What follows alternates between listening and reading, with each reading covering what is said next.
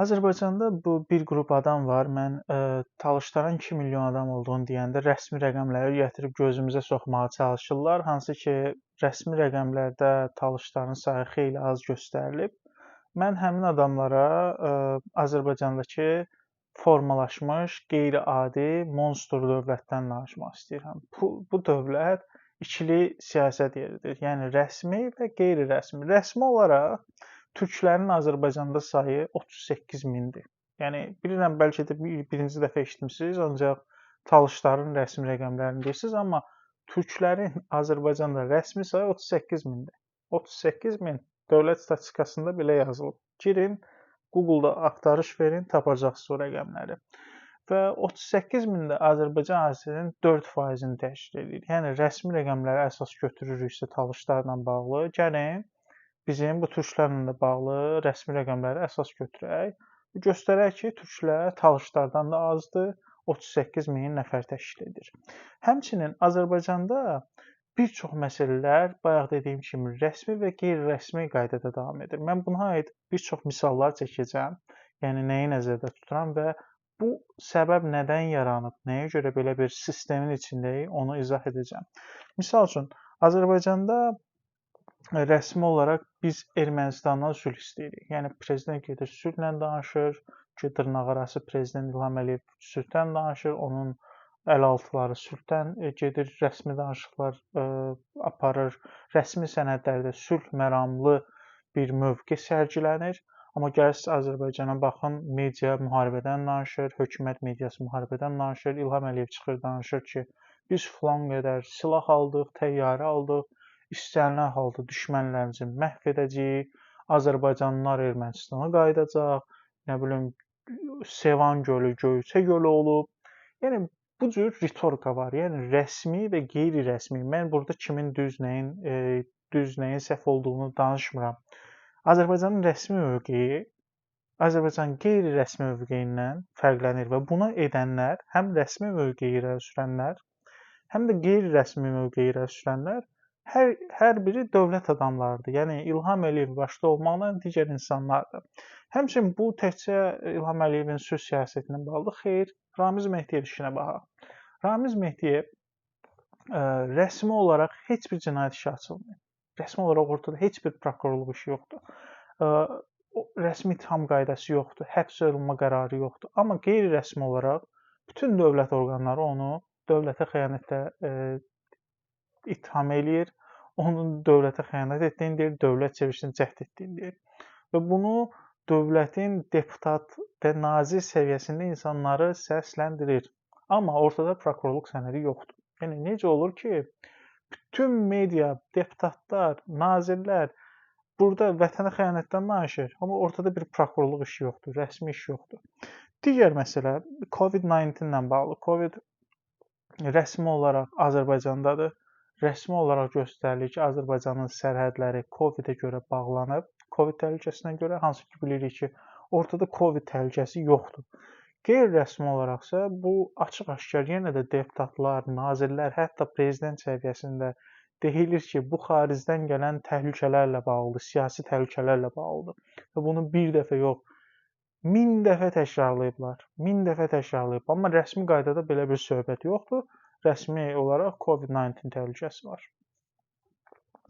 Burada çox söhbətlər var. Məsəl üçün Azərbaycanın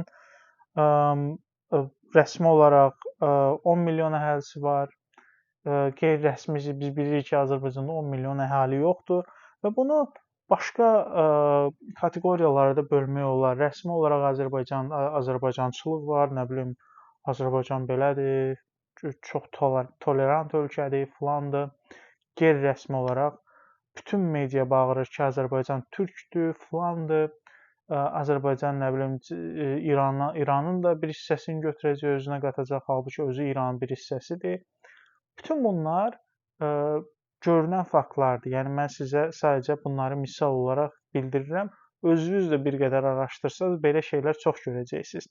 Bəs bu nədən qaynaqlanır? Yəni nəyə görə hakimiyyət həm rəsmi, həm də qeyri-rəsmi məsələləri irəli sürür? Yəni sənədlərdə rəsmi davranır. Yəni sənədlərdə tamam başqa şey danışır dövlət sənədlərində, Azərbaycanın real siyasətində isə tamam əks işlər görür. Bura hətta əlavə eləyim ki, yadımdan çıxartdım, çox önəmli faktordur qanunlar. Yəni konstitusiya var, filan var, qanun işləmir. Bu ən çox görüləndir əslində. Yəni Azərbaycanda yazılan qanunlar fərqlidir, amma rəsmi söhbətlər fərqlidir və dövlətin yeritdiyi siyasət başqadır. Tamam başqadır. O qanunların heç birinə əməl olunmur. Azərbaycan 1993-cü ildə 1990 və 95-ci illər arası, daha doğrusu 90 və 95-ci illər arası Sovetlərin dağılması prosesi getdiyi anda Azərbaycan dövlətinin Sovet rejimindən hazırki rejimə transferi zamanı Qərblə bir çox müqavilələr bağlandı. Bu müqavilələr hətta 2001-ci ilə qədər, bəziləri 2003-cü ilə qədər davam etdi və davamı da gəlir əslində. Və bu müqavilələrdə Azərbaycana açıq bildirilmişdi ki, rəsmi olaraq siz heç bir bu qaydalara zidd gedə bilməzsiniz. Əgər getsəz, yəni Azərbaycanın rəsmi sənədlərində irqçilik görünsə, Azərbaycanın rəsmi sənədlərində başqa ölkələrin ərazisində iddia görünsə, bu neft müqavilələrinin bağlanması və yəni neft müqavilələrinin tamamilə ləğvi və Azərbaycanın sanksiyalarla hədəf almasını gətirib çıxara bilər. Bu əsas şərt idi Azərbaycanın Qərblə danışıqlarının nəticəsi olaraq.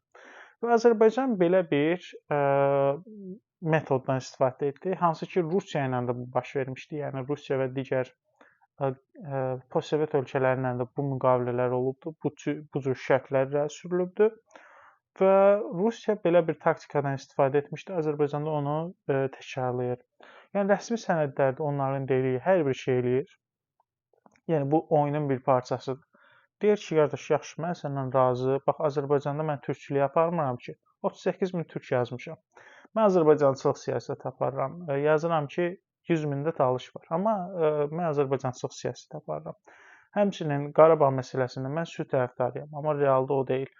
Bütün sənədlər belə baxsan Azərbaycana, misal üçün biri 100 il sonra gəlib Azərbaycanda bağlanmış sənədlərə baxsın, deyir, nə gözəl ölkədir, necə bir yaraşıqlı ölkədir, çox gözəl. Amma real siyasət tamam fərqlidir. Yəni Qərbdə o müqavilə bağlanan dünya gücləri ilə müqavilə bağlandığı zaman o bütün şərtləri yerinə yetirirlər, amma o kağızda qalır və özləri tamam başqa siyasət yeridirlər və bu manipulyasiyadır. Yəni bu Rusiyanın kəşf elədiyi bir manipulyasiya metodudur və Azərbaycan da bunu tətbiq eləyir. Yəni Azərbaycandakı bu dövlət orqanları rəsmi olaraq sənədlərdə tamam başqa işlər görür, qeyri-rəsmi sənədlərdə isə başqa işlər görür.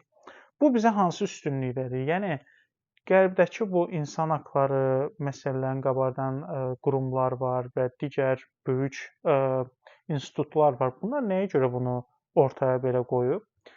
Bu əslində İlham Əliyev və digər insanların gələcəkdə problemlə üzləşməsi ilə nəticələnə bilər. Yəni bu nəzərdə tutulub ki, yəni Qərbdəki insanlar da başa düşür ki, onların şərtləri əslində o qədər də bunlara təsir etməyəcək, bunların həyat tərzinə təsir etməyəcək. Amma əgər sabahsı gün xalq, insanlar tələb edərsə ki, hər şey rəsmiyyətdəki kimi olsun, hər şey bizim müqavilələrə uyğun olsun, qanuna uyğun olsun, İlham Əliyevin məsuliyyətdən yayınma şansı yoxdur. Yəni o məsuliyyətdən yayına bilməyəcək. Yəni burada məntiqi olaraq Qərb ölkələri Azərbaycanın üzərinə məsuliyyət qoyub. Yəni burada məsuliyyət təkcə başda olanlardan getmir, həm də xalqdan gedir. Yəni xalqa şans verib ki, bax mən sənə president yaradıram. Sən gələcəkdə öz qanunları pozan insanları, sənədlərdə başqa şey müqavilə atıb özü başqa şeydən insanları qanunla sınağa çəkə bilərsən, amma bu sənin öz gücün olmalıdır. Mən sadəcə presidenti yaradıram. Mən sənin daxili işinə qarışmayacağam. Mən sadəcə sənə köməkçi vasitə kimiyəm.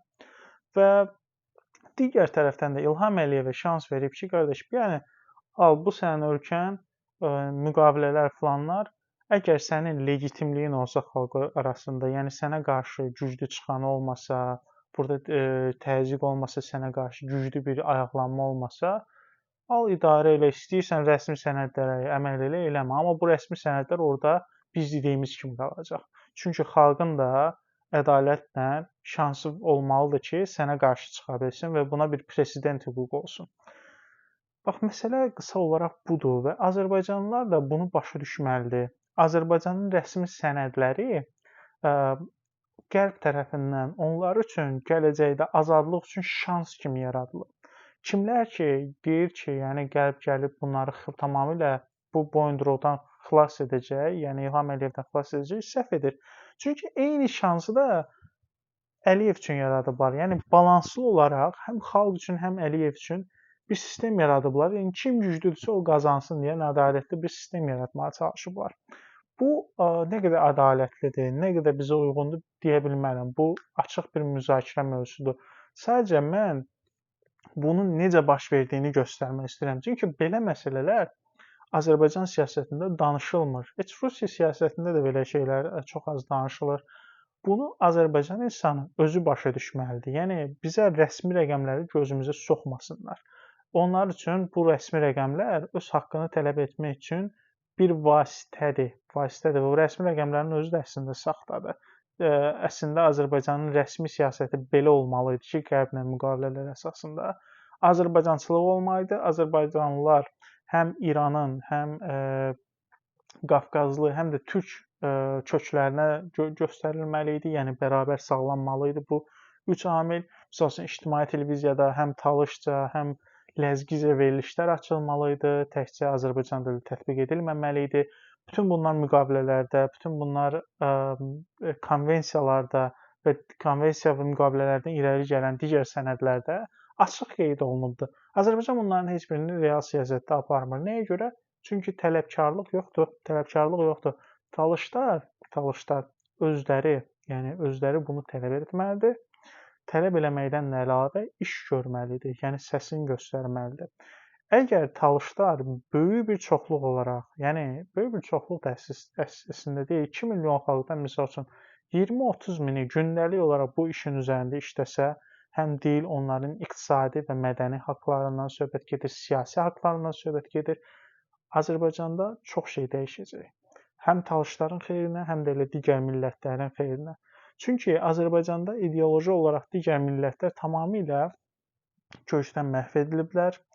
Türklər də bura daxildir, ləzgilər də bu bir kök olaraq qalıb, yəni yaxşı bir şeydir. Amma onların da siyasi idarə etməyə təsirləri azalıbdır. Amma talışlarda bu çox fərqlidir. Talışlar həm şiəlik, həm milli mövzulardan Azərbaycana təsir etmə imkanları var. Yəni bu dəyişim gedərsə talışlarda, bu Azərbaycana da müsbət təsir göstərəcək, digər insanlara da müsbət təsir göstərəcək. Ona görə də bu talışlardan da əlavə Azərbaycanlıların da siyasi xətti olmalıdır. Yəni talışların məsələlərinə ya mane olmasınlar, ya da kömək etsinlər.